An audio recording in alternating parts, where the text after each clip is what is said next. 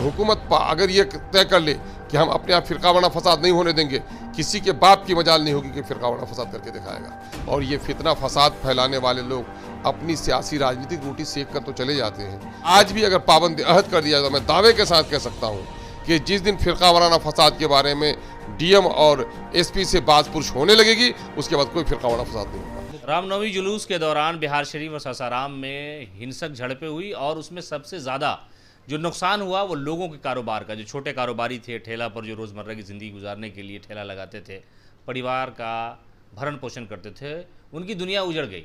All India मजलिस इत्तेहादुल मुस्लिमीन के नेताओं ने पहले ही वहाँ जाने का प्रयास किया, लेकिन प्रशासन ने रोक दिया है, हालात ख़राब ना हो। लेकिन आज रमज़ान चल रहा है, 42 डिग्री सेल्सियस गर्मी है।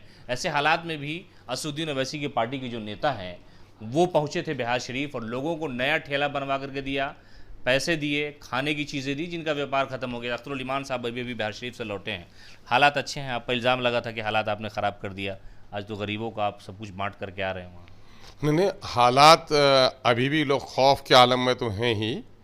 और मसला ये है कि उस दिन भी मैं जा सकता था, लेकिन मसला ये है कि बिहार असम्बली में हो या उससे बाहर, बिहार शरीफ में हुए दंगे को चूँकि मैंने उसको जाहिर किया, बयान मैंने ही दिया, प्रेस कॉन्फ्रेंस मैंने किया, एक्सपोज करने की सज़ा थी हमको कि हमको जाने नहीं दिया। हम जा रहे थे उस दिन के जले हुए मकानों को देखें, उजड़े हुए दुकानों को देखें और हमसे जो कुछ बन पड़ता हो हम मरहम लगाने का काम करें। लेकिन पेट्रोल, बम, बंदूक, बारूद वाले जाते हैं तो उसको कोई नहीं रोकता है। अब मरहम लगाने के लिए जो जाता है उसे रोक देते हैं लोग। इसका मतलब यही है कि मज़लूमों की आवाज़ भी को ना बन सके। बहरहाल वो वक्त गया। हमारे आदिल हसन एडवोकेट साहब जो हमारे यूथ प्रेसिडेंट हैं, ये गए थे पिछले दिनों और उन्होंने वहाँ का जायज़ा लिया। जायज़ा लेकर के ये बात तय पाई कि कुछ बर्बाद होने वालों की तो बड़ी फहरिस्त है, लेकिन कुछ बेचारे हैं जो योमिया उसकी आमदनी जो थी वो ठेले की दुकानों से थी, वो सिलाई की दुकान थी उनकी, उससे थी। नतीजा ये हुआ कि पार्टी ने तय किया और हम लोग वहाँ पर गए और तकरीबन 20 आदमी से ज़्यादा लोगों को रमज़ान का किट दिया, चावल, आटा, सरसों तेल और अजनास के साथ दिया गया। इरफान टेलर को मशीन दी गई, जमील अख्तर को मशीन दी गई, हारून जो ठेला चला रहे थे उनको, हारून को, शमशीर को, शौकत मियाँ को, चुन्ना को, शाहिद आलम को, मोहम्मद यूनुस को, नेपाली मोहम्मद नदीम, इन तमाम तर लोगों को हम लोगों ने वो दिया है और कोशिश ये की कि और लोगों को दें। नरेश कुमार जी, गुलशन कुमार जी की वालदा जो जिस लड़का मर्डर हो गया था, 10,000 रुपये उसको भी भिजवाया, नरेश कुमार जी की मदद की 5,000 रुपये से।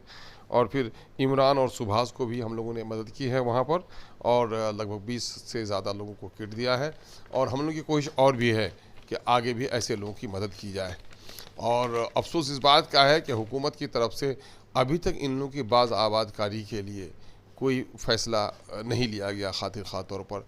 मुख्यमंत्री जी का ज़िला है वो, और वज़ीर आला जो कहते हैं कि हम कम्युनलिज़म और करप्शन से कोई समझौता नहीं करेंगे और आपदा पीड़ितों पर राजकोष का सबसे पहला अधिकार ये जुमला बोलते हैं, तो आखिर क्या वजह हो गई कि घटना के 15-17 दिन हो जाने के बावजूद भी अब तक उन लोगों की खबरगिरी नहीं की जा रही है?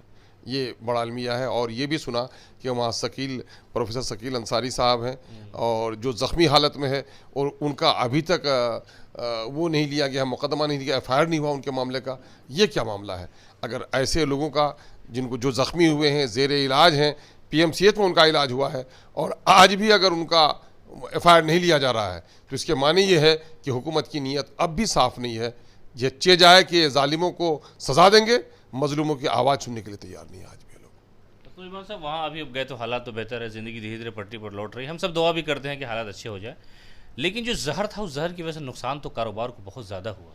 देखिए, जहर क्या, हमने वहाँ भी अपील की है नालंदा के लोगों से कि सबसे अव्वलीन अपील तो हमारी ये होगी कि हिंदू मुस्लिम सारे लोग मिलकर के कम अज़ कम अमन व अमान की कोशिश कीजिए। और ये फितना फसाद फैलाने वाले लोग अपनी सियासी राजनीतिक रोटी सेक कर तो चले जाते हैं और बेचारी, चाहे वो मुस्लिम अवाम हो, हिंदू अवाम हो, आम लोग बेचारे पिस जाते हैं।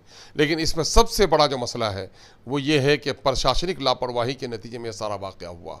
हथियारबंद जुलूस निकला और उसकी कोई वीडियोग्राफी नहीं हुई, है ना। अभी सुना कि ड्रोन से जुमा के दिन के वो किया जा रहा था, पहरेदारी की जा रही थी। इसको कहते हैं बाद मुहर्रम या हुसैन, ये मामला है, आपने उस वक्त क्यों नहीं किया? और जिन अफसरों की लापरवाही के नतीजे में ऐसा हुआ, जिन्होंने हथियारबंद जुलूस की इजाज़त दी और फिर उसकी निगरानी नहीं की, उसका CCTV फुटेज नहीं लिया, तो फिर ऐसे लोगों पर क्या कार्रवाई की? बुराइयां बढ़ती इसीलिए हैं कि बुराइयों को सज़ा न दी जाए और बुरे लोगों को सज़ा न दी जाए। ये बात उसूली तौर पर पहले से तय पाई थी कि जहाँ भी फ़िरकावाराना कसीदगी होगी, जहाँ भी फ़िरकावाराना फसादात होंगे, वहाँ के DM और SP जवाबदेह होंगे। ये जुमले कागज़ के बस्तों में बंधे हुए रह गए। आज भी अगर पाबंद अहद कर दिया तो मैं दावे के साथ कह सकता हूँ कि जिस दिन फ़िरकावाराना फसाद के बारे में DM और SP से बात पुरुष होने लगेगी, उसके बाद कोई फ़िरकावाराना फसाद नहीं होगा। ये पूरे तौर पर फेल्योर था। मुख्यमंत्री आज गए अपने गांव, जातिगत जनगणना की शुरुआत जो हो रही है दूसरे चरण की, आज गए हैं। आप तो शुरू से कह रहे हैं कि वहां जरा चले जाते हैं। यकीनन वो बहाना तलाश करना है। अब धीरे धीरे मैं तो जाऊंगा कि शर्मन लिहाजन जाने में भी शायद इन लोगों को गैरत आती होगी कि बर वक्त नहीं आ सके हैं, तो अब दाएं बाएं से धीरे धीरे जाने का रास्ता बना रहे होंगे। मैं समझता हूं कि इनके लीडर्स हैं, माइनॉरिटी महकमे के जो जिम्मेदारान हैं, सबको फौरी तौर पर जाना चाहिए था। सरकार जब पहुंच जाए कहीं पर तो वहाँ पर तो लॉ एंड ऑर्डर चुस्त तंदुरुस्त हो जाता है। और मैं दावे के साथ कह सकता हूँ कि अगर हुकूमत अगर ये तय कर ले कि हम अपने आप फ़िरकावाराना फसाद नहीं होने देंगे, किसी के बाप की मजाल नहीं होगी कि फ़िरकावाराना फसाद करके दिखाएगा। जो कुछ भी हो रहा है हुकूमत की लापरवाही के नतीजे में या हुकूमत की सरपरस्ती की वजह से हो रहा है, फसादी है। आप कह रहे हैं कि फलां लोग कर रहे हैं, फलां लोग कर रहे हैं। जब आपको इल्म है कि फलां लोग करें तो उसमें से कितने लोगों को आपने गिरफ्तार किया? ये सिर्फ लोगों को मगरमच्छ के आंसू बहा रहे हैं, फलां ने किया तो इसके बाद आप सक्षम नहीं है लॉ एंड ऑर्डर को काबू में रखने के लायक।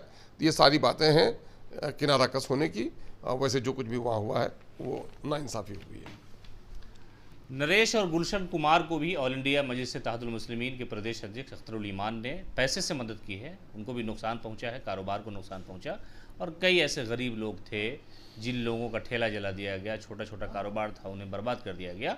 उसी घर को बसाने के लिए, उन्हीं की ज़िंदगी को आबाद करने के लिए असदुद्दीन ओवैसी की पार्टी के विधायक और उनकी पार्टी के दूसरे नेता भी बिहार शरीफ पहुंचे थे और लोगों की मदद की और कहा कि जो लोग अमन के दुश्मन हैं, जो लोग समाज के दुश्मन हैं, उन पर कार्रवाई अब तक नहीं हुई है। सरकार में बैठे हुए लोग शुरू से ये कहते रहे, दावा तो करते हैं, लेकिन सबका दावा खोखला हुआ। लेकिन हमने जाकर के उस बड़े ज़ख्म पर छोटे से मरहम की भी कोशिश ज़रूर की है कि समाज में बदलाव आ सके और लोगों की ज़िंदगी बेहतर हो सके।